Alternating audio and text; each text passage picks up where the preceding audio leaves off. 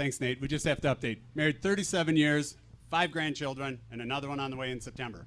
So I think you guys heard some great message, right? America is wonderful. We have great opportunities.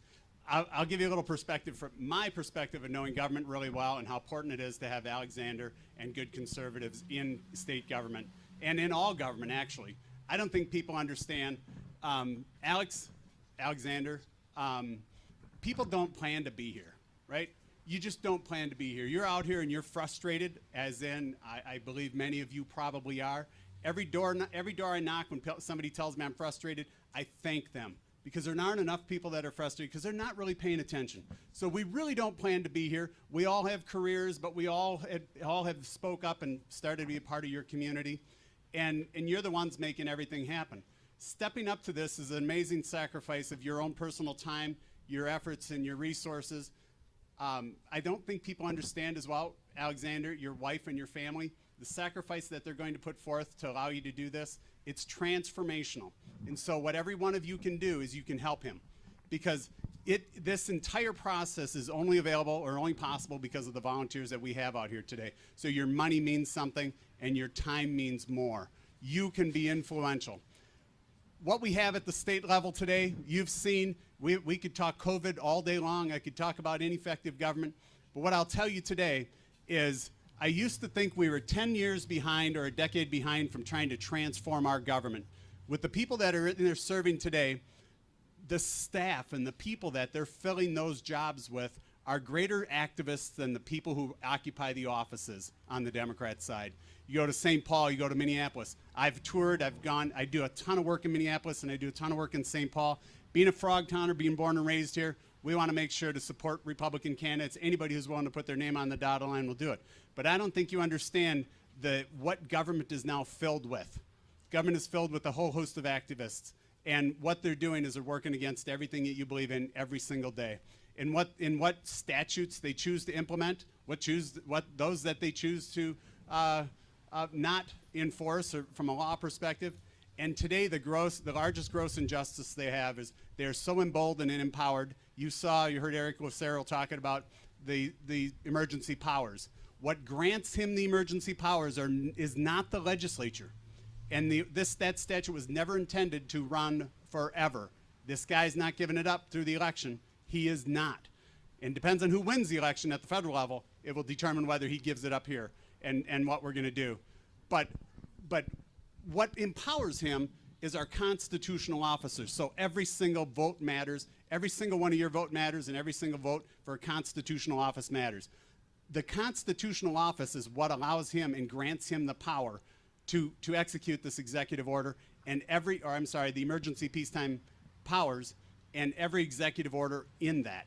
So if you believe it's unconstitutional, well, wouldn't you go to your defender of our Constitution? A little difficult to do that when he's the guy who signed off on every one of those executive orders. And you need to understand that.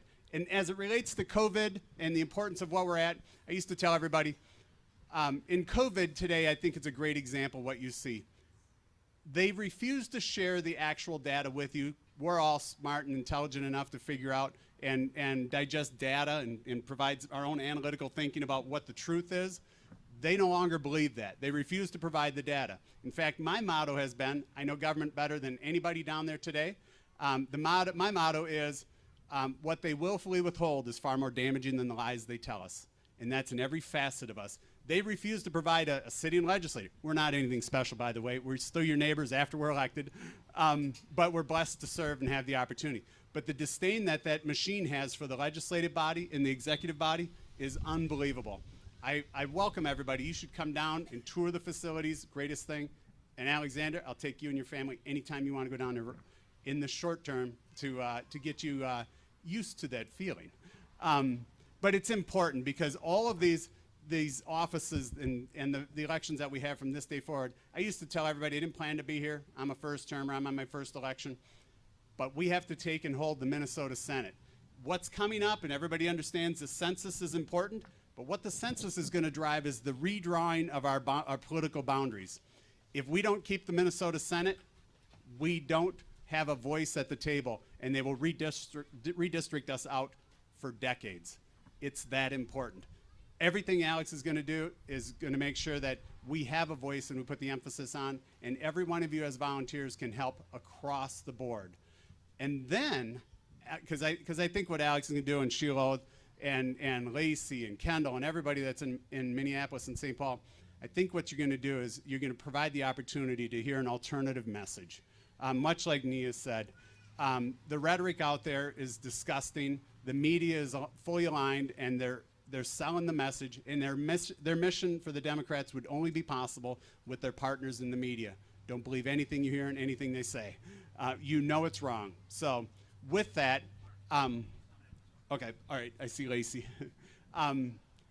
It's extremely important. And so you guys, I can't thank you enough for coming out. This is an amazing showing for Alexander and his family, and you need to keep it up. This is a tough grind, but it's an amazing, fun opportunity. Go out and knock some doors. The single most valuable thing you can do is go out and knock a door for everybody.